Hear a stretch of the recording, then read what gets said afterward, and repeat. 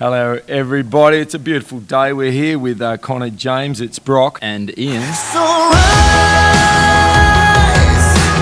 breaking the dark, piercing the night can make you shine. This is Life Changers with Ian and Brock on Youth Jam Radio. A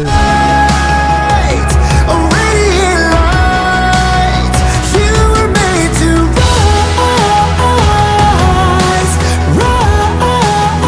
That's right, friends, and you've got to get around this young man. We have a little warning about today's segment, actually, because it's on the inspirational side of life. So we'll be finding out some things about Connor.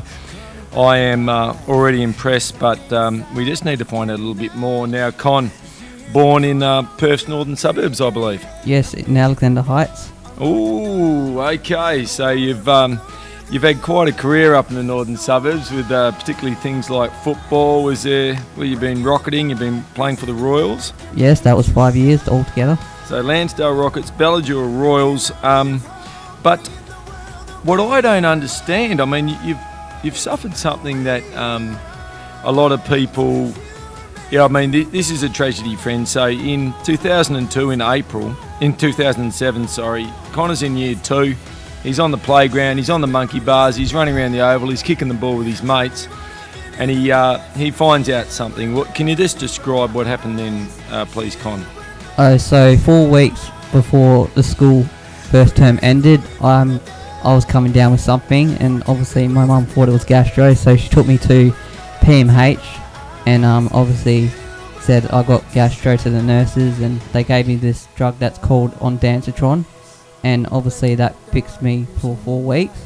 4 weeks later, the gastro comes back, and I'm in bed with a sore head again. Mum takes me back to PMH again, asking for a ondansetron.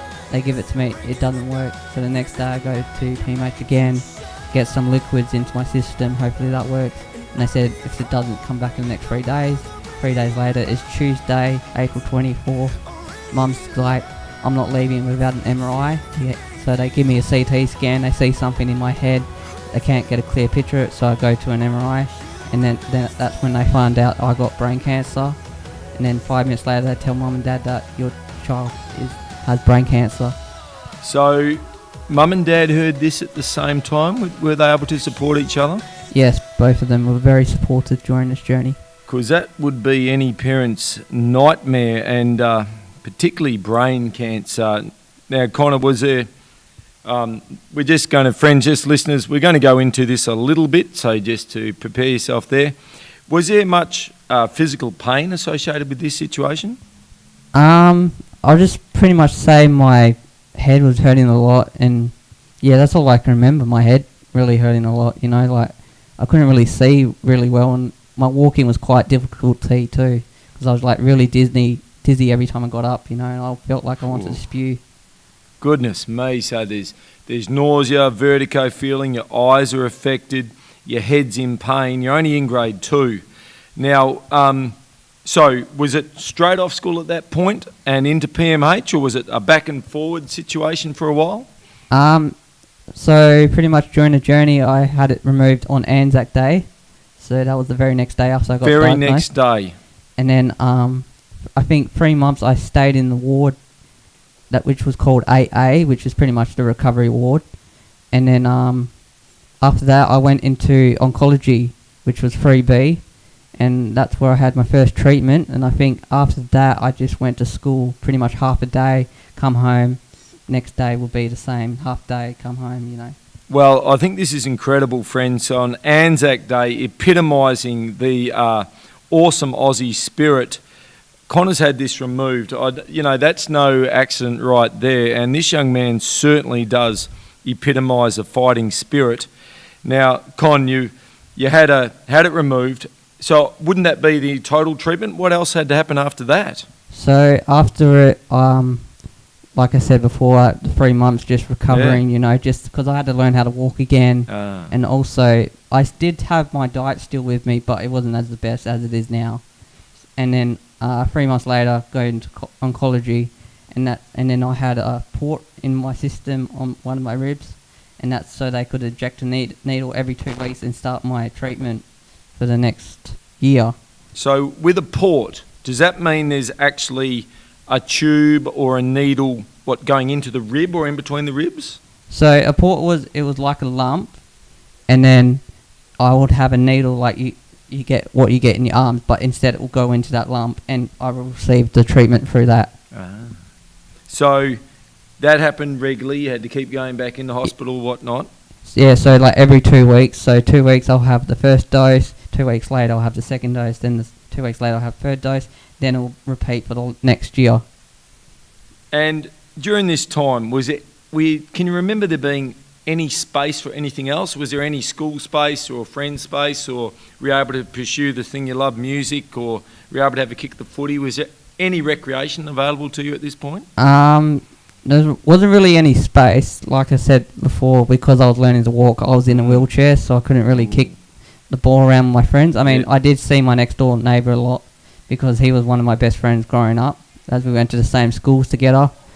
And then, pretty much didn't get a lot of space, to see friends and go to school because I was at PMH a lot, So, yeah. You're living in the city at Princess Margaret Hospital. Nowadays, friends, a new hospital has just opened up, but the Princess Margaret Hospital was certainly a great service. Now, Con, just when did you actually get to play for Lansdale Rockets and Bellagura Royals then? So I played for Lansdale before I got sick, which was 3 years. And then after I got sick, I wanted to try footy again because footy's my main passion, West Coast Eagles, Yep. Looking up to Chris Judd and Ben Cousins. Well, not now because of the drugs, but retired. back then. But yeah, I wanted to get back up, and because I was in Alexander Heights and all my friends were playing for Bellagura, they said to me, play for Bellagura, and I played for them for 2 years until I realised that I didn't really want to play footy anymore. So the coaches would have had to, were they looking out for you there on the field and the other boys in the game? The coach was really looking up to me, same as the boys. I mean, they obviously didn't understand why I was wearing a rugby helmet when playing. But yeah, they were really supportive, they could see if I was in front of goals with no one around, they would hand me the ball and so I can kick it and get some inspiration, Yep. And did you have to have the port at this stage when you were playing the sport, or was that removed at this stage? So after the treatment finished in July 2008, I think 2 months later it got removed, pretty much another operation and removed completely. So you're into football, you're getting through primary school, and then when did the passion for music, was the passion for music always there, or you go see a live concert or something like this, or how did that kick off? I've always been on and off music during my life. I mean, my first concert I was 4, which was Kiss back in 2004. Oh, heavy duty, very, very big. And apparently, I wanted to go. After my parents have told me that, I said I wanted to go. And then like I said, music was on and off. I played Guitar Hero a lot, and then that's friends. Just to cut in there, that is Brock's full experience with music on Guitar Hero. Sorry, Connor, about that. Yep. No, that's all good. And then I think maybe year 6, I used to be in a choir at the school, just to singing because I thought it would be a good experience. Oh, and that's then good. One day my friend was on the drum kit there, and they were playing along, and then they said, "Oh, Connor, jump on, give it a try." And then I jumped on, and I thought I like doing this. And then during experience from when I was younger, my dad used to play, so I pretty much came home and said to Dad, "Can I have a drum kit?" Because my dad sold his drum kit when I was only 4. Dad! I know, pretty funny, but it was probably worked out for the best. So yeah, he bought me a drum kit. You got a new one, yeah. So he bought me a drum kit the next day, and then he pretty much taught me until 2 years later when I went to Bellagura Community College, and I met a drum teacher there called Greg Brenton, and he pretty much taught me for 5 years. Oh, that's good. So Dad was a great support, obviously, Mama, of course, and then what a treat to actually find a high school teacher who's prepared to mentor, coach you in the drums. That's great work. So have you still got that same drum kit now? Not the kit that I started off with, which was a PDP. I've moved on to a Tama now, and I also do gigs with my bands, Antidote and Raging Grace, in a DW kit. So is this 2 separate bands, or the crew just change up names? This is lineup? 2 different bands I met at TAFE where I am now. Oh, yes. Now, at TAFE, now, correct me if I'm wrong, is this an advanced diploma in musical performance? Yes, an advanced diploma I am doing now. Last year I did a diploma of performance, so pretty much the same thing, where I met Rage and Grace and Antidote. Yeah. And this year I've met another band of musicians, and we haven't got a name at the moment. At the moment it's called Nate and Connor's Experience, because that's the only thing we could think of. Yeah. But obviously we'll get a better name when the days come. So yeah. That sounds like a very cool name to me. I mean, yeah, your experience, your buddy's experience, that's going to go a long way. Any any writing involved, Con?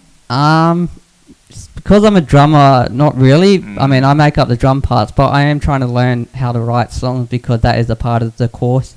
You get like writing lessons from like other musicians who are like lecturers there, and yeah, I'm trying to take the experience they give us on, but yeah, it's not really working at the moment. So with the bands, has there been like any outdoor performances or indoor mainly, or has there been a lot of practice, I guess? So first off, there was a lot of practice, and then I think May 25th of last year, we went to the Boston in Northbridge, and that was pretty much the first gig for Rage and Grace. And then after that was open mic nights at the Hyde Park Hotel, Yep. and then the Railway Hotel. We had a gig there Is that Railway in Maylands? in Fremantle. Oh, in Fremantle, sorry. Yep. And then we went to the Bassenine Hotel twice. Once with the recent one I had was with Antidote. We had an EP launch at the Bassenine Hotel early this year. And then I think the next one we have with Rage and Grace is at Clancy's Fish Pub in Fremantle. Whoa, Con, one thing I've picked up, and I think Brock has picked up on this too, you have got an exact memory for dates and numbers. Is this, has this been with you all the time? You've got exact dates, and even from years ago, you can remember exact years, dates, the day of the week. Does this come naturally to you? Yeah, I'll probably say so. I mean, with the gigs things, I'm pretty much kind of like the band manager, even though we do have a band manager, but I kind of like to hold on to past stuff, because in case like it does get lost. So yeah, I pretty much remember all the dates we've happened. It's so incredible that you have a memory like that. I'm just really intrigued, like always with musicians, about influence and that sort of stuff. So who has been influential, I guess, particularly with drumming to you, and do you base your style off a particular drummer or a range of drummers or bands and that sort of stuff? Yes, there's definitely a lot of influences. As I said before, Kiss was my first concert, and today Kiss is still my favourite band. And then drummer Peter Criss really influenced me a lot. And then as Kiss has now Eric Singer replacing Peter Criss, he's also influenced me. And then John Bonham from Led Zeppelin, Steven Adler from Guns N' Roses, who I actually met last year when he was in Perth. No way. And he said to me, if you keep playing drums, you'll be on stages where I play in the years to come. So that was a pretty big message to have. That's a message and a half, friend. So how did you actually meet him? So last year he came to the Capitol Theatre in Perth, and he had a meet and greet, which was like $180, I think. And also because Steven Adler is a huge influence to my father, we had to go meet him, you know. I mean, I kind of said to myself, I don't know if I want to meet rock stars, because they might not be nice to you, you know. But you don't want that to ruin you. But Steven Adler was someone I had to meet, and then knowing him, he's passed with like getting the drugs and alcohol. He's in rehab now, like he's been in rehab. So I thought, yeah, he might be a nice guy. So I decided to go see him after the show he played, and yeah, he was a true lad to meet. Now, Con, did you did he know any of your journey, any of the cancer background? No, he pretty much didn't know anything about me. Well, because, I mean, obviously he's recognised something in you to be able to confidently say that, you know, and going through as a young boy, you know, life and death experience basically, without exaggerating anything there, coming through that, you know, having to learn to walk again, eat properly, things like this, to get to a point where a world-renowned drummer has identified you with that talent and the gifts that you've got, and then to be able to say with confidence, you know, keep going, you know, you're right on the right track there. That is a very special message to get. Yes, very special. I pretty much said to myself, I mean, even my dad told me to like never give up. 3 words that John Cena, one of my favourite wrestlers, used of all time: never give up. And I pretty much took that message into pretty much today as well, to like never give up. Don't let what happened in the past get in your way of what's today. You know, you still got your future, even though something tragic happened to you 10 years ago. So yeah. That's epic. So when you meet a star like this, you know, there's always the hypothetical questions of what question do you ask? So did you go in with pre-planned questions, or did you just want to meet the guy, shake his hand? What did you eventually get to ask him? Well, one of the things before I met him, he was on stage, and you know, it's pretty much like a Q&A session. And I did have a few questions to ask him. I mean, eventually I didn't actually get to ask him, but I wish I kind of did now. But after the gig, when I went to meet him, I pretty much had something in my head saying, "You're my influence, of one of my top influences. You know, like without you, I wouldn't be here today, doing what I love with bands I love playing with." So yeah, telling him that, and then what he said to me, it was pretty really massive shock to me. You know, like I took it on board, and I still have it with me today. Well, that's certainly one of the main points of success, is being coachable and receiving a message like that, taking it to heart and following it through. You know, that is just such a wonderful thing, Con. Now, but I just want to get back to some of the symptoms. I don't want to harp on it too much, but it's just, you know, this is, you know, there could well be a young person out there today, you know, experiencing cancer, listening to the show. Now, you're saying you know, your head hurt a lot, you had trouble with your eyes, things like this. Walking was a real issue. You know, you're in the wheelchair. So, particularly with the nasty headaches or migraines and the pain in the eyes, how long did that process take to sort of come back through, so you could see clearly and things? So pretty much when I got diagnosed in April 24th, all the way pretty much to July 2008. I mean, it slowly would go off. You know, like when I had treatment, like 2 weeks, I'll go into PMH, have treatment for like 3 days, and then go home, and then rest for the next 2 weeks. After those 3 days, I would have probably the worst sickness no one could probably go through. And I mean, I didn't let it hold me back. You know, I was sick. You know, I just thought it was another sickness. You know, just work it off, and then yeah, I'll be all better back 1 week. I'll be back to myself for a week. You know, go see friends. Probably go to school, you know, because like I got to keep on learning, you know, as they say. And then yeah, I'll go back to PMH for the next 3 days, and then it's pretty much like a repeat cycle. And yeah, after July 2008, I think slowly came back to me my 100% health, you know.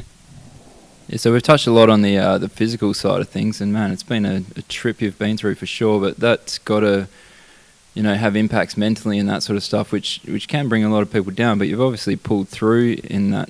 So is there a few stories, few pivotal moments, anything along the way that's, you know, really stood out when you look back in hindsight? Has it, you know, affected the family in any sort of positive way? You know, some good things that have come out of, you know, to make you what you are today.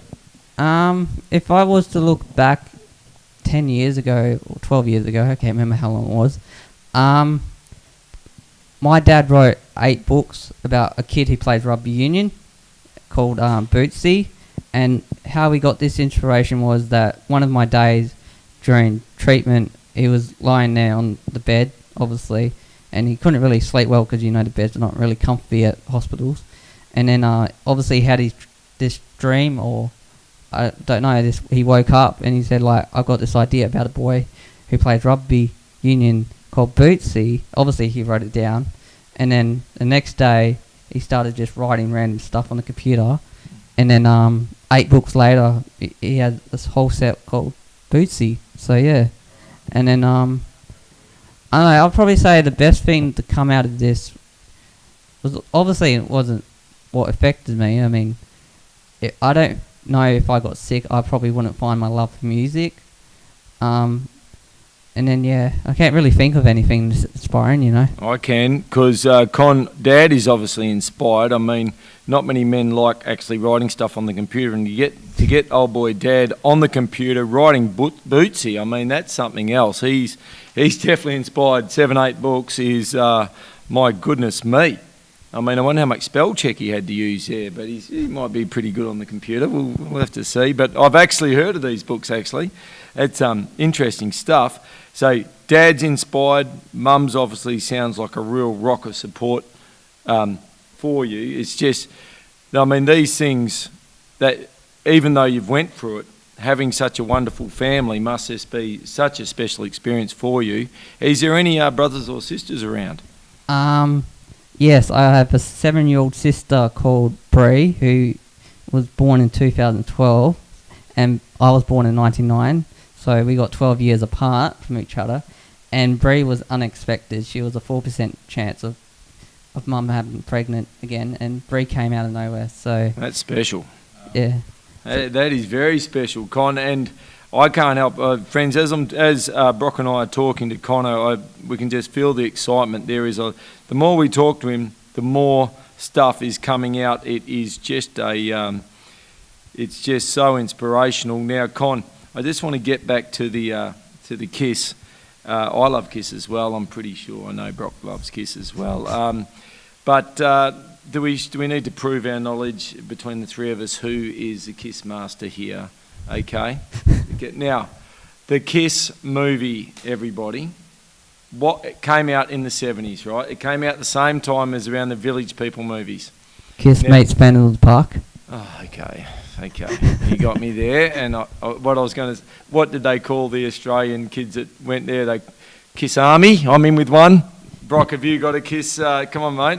Connor's hit the home run. I've come in with the Kiss Army. Have you got something, a trivia thing about Kiss that you can say, or what's going on? We'll see if he's going to get anything here. He's racking his brains, friends. As right now, he's sweating hard. Connor knows he's got this whole thing covered. I'm coming second. Brock may be able to pull something out of a hat. I don't know. He's thinking hard, but I'll just get back to the main man, Con, just before Brock swings in. But so, are you covering any of their music, or or any Guns N' Roses stuff, or Metallica, or any of that? So pretty much in Rage and Grace, we did Highway to Hell by AC/DC. Yep. And because of the recent movie Bohemian Rhapsody, we had to do a Queen song, so we did Crazy Little Thing Called Love. Yeah. And then we also do a cover of the recent late great Prince, Kiss. Oh yes. And we did also do Hit Me With Your Best Shot by Pat Benatar, and also to end off we have I Love Rock and Roll by Joan Jett. So hold on. We'll get back. Hold on a sec. So you saying the final song on each set is going to be I Love Rock and Roll by Joan Jett? At the moment, yes. Oh my goodness, that would be a winner. That's a real crowd pleaser. Oh, it's a very crowd pleaser, and it also makes the fans shout out encore. Yeah. And obviously to top it better, you have to end it with an Akadaka song. So. Okay, what do you finish with? Highway to Hell. Oh, Highway to Hell. Yeah. Okay, sure. So that must mean there's a fair bit of your own material in these gigs as well. Yes, we have 5 songs at the moment, one's called Goodbye. Yep. Which was written by Jairus, our bass player. Yep. And half of it was written by Sabrina. And then also we had Lola. She's not with us anymore because she left the band. She's like, I want to pursue my solo career. So, yep. But hopefully she's progressing out there. Sure. And then we have a song called Tear It Away, which is by Nathaniel Hayden, which is our guitarist. He pretty much wrote 100% of it, the melody and the lyrics. And that song is pretty much about when he had to get removed from foster homes, and removed from your own mother and stuff. Yes. So it was just sad. And then, one of our best songs we've written so far is called So Far Gone, which is, I don't know what it's about, but it's a very differently giving me a Foo Fighters vibe, that song. Oh, it sounds good too. Now, Con, when you're, is there a difference in how the band performs between a cover and your own music? Because I've been in a lot of cover bands before I met these guys, when I did covers with them, it was pretty much 100% like the actual song. Originals, I've only written one original song in the past with another band, so I wasn't pretty much really good at coming up with drum beats for the original stuff. But then, as Future progressed with the band in last year, we wrote one song, our first song we wrote was called Goodbye, and that song was pretty much the hardest to think of a beat, And then obviously when we did Tear It Away, So Far Gone, and now we have another one called Fast Lane, I was like, it's coming easy to me, like it's just coming straight to my brain. And then the more and more gigs we do, the more and more easy it is. So it flows better. Yes, definitely. So just say someone's out there, a young person or even someone of slightly more mature years as my own good self, they say, oh, I want to go and, I'm liking the sound of this Tear It Away song, and you told me a bit of the background there. It's sort of a song I could relate to. If I wanted to purchase and get to listen to Tear It Away, how would I actually go about that process? Well, at the moment, we only have EPs. None of our stuff is on iTunes or Spotify at the moment. So how would I get hold of this EP? We're on Facebook, pretty much Rage and Grace. Yep. So pretty much instead of writing "and," you have like that little symbol. Yep. And then on Instagram is also the same name. And then obviously it says send email to one of the pages. Say send email or either send message, and obviously I will get it. And then I think it's like $5 or $10 an EP. And then you purchase a song that way. I'll give you the whole EP. It was Goodbye, Tear It Away. Oh, the So whole. Far Gone, and I can't remember what the last song was on there. Fast Lane? No, it's not Fast Lane. We haven't it's a recorded new that one. yet. Okay. It's one of the songs. I can't remember what it's called now. No, not to worry.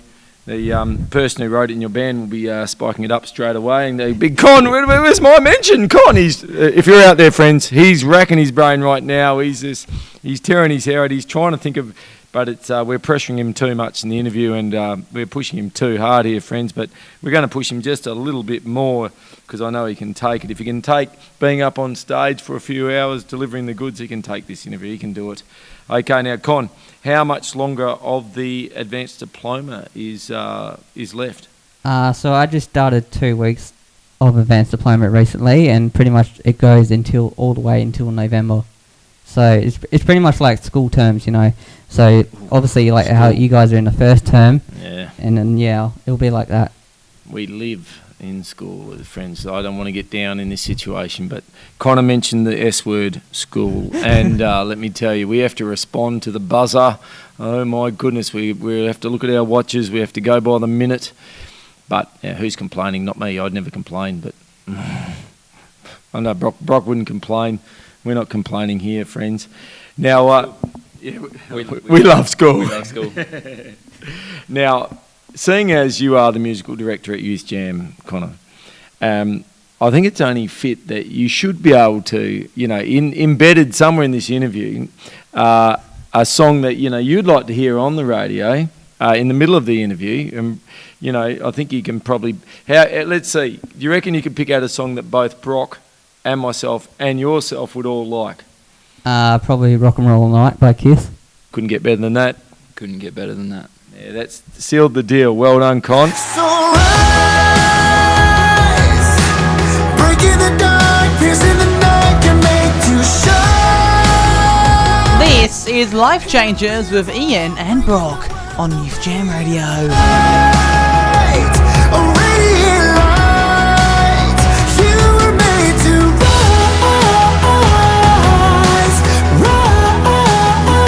Now, friends, the world these days for young people can be fairly brutal, can feel fairly surreal. It could almost feel like you're in some sort of fairy tale world. It's just it can be very harsh. Now, I think Brocky, I've heard him mentioning, friends, about recently reading quite a number of fairy tales, and I've just heard him say that. I just really need to hear a little bit more about this. Brock, you got anything to say about that? Yeah, actually, my little boy is 3.5 now, but we found this book with 365 different stories in it. One book, it's great for the family trips when you're going away. But as we're reading to this, usually nighttime stories, it's these are things that we got read to us as kids, and they bring back fond memories and all the shows that are made about them now. But just sort of realization hits you, like how brutal these things actually are. For example, can I talk about Hansel and Gretel real quick? The kids getting kicked out at home because the parents can't afford to feed them, so the mum wants to, leave them out in the woods by themselves. So they wander off. Bread's bread trail gets eaten by the birds, and they find a witch in a candy house. What could be better, except she starts fattening up the boy. Then daughter knocks the witch into the oven, and then they go back. The mum's passed away, and so the dad and the kids live happily ever after. Not sure how that's a happily ever after story or a nighttime story for kids to be reading, but that's what we grew up with. And that's just one example, folks, of the stories that are, from the old school, still kicking around now in the fairy tale books. So we're going to kick over to Connor now, because I think Connor's got a little bit of a fairy tale story of his own.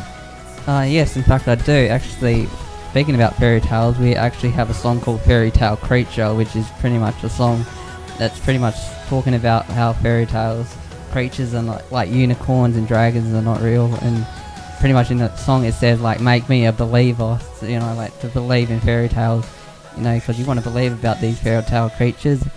This song is pretty much one of the last songs Antidote recorded last year, and we're going to play it for you right now on Youth Jam Radio. So rise, breaking the dark, piercing the night, can make you shine. This is Life Changers with Ian and Brock on Youth Jam Radio. Light, a radiant light, you were made to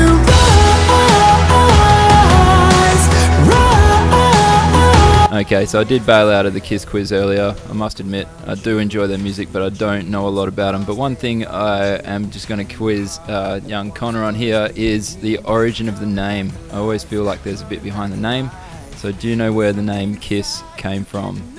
So it came up from co-founders Paul Stanley, which he's a rhythm guitarist, and then obviously, as I said before, the drummer of Kiss, Peter Criss.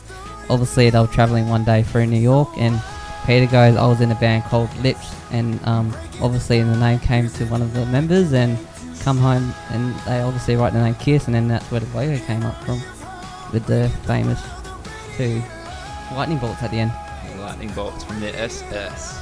Yeah, it's certainly a bolt of lightning, and just like your band, Connor, is lightning fast, mate. And so with the band, both bands, is there... I know you've got a whole range of gigs lined up. You've got the dates, you've got the places all over metro area.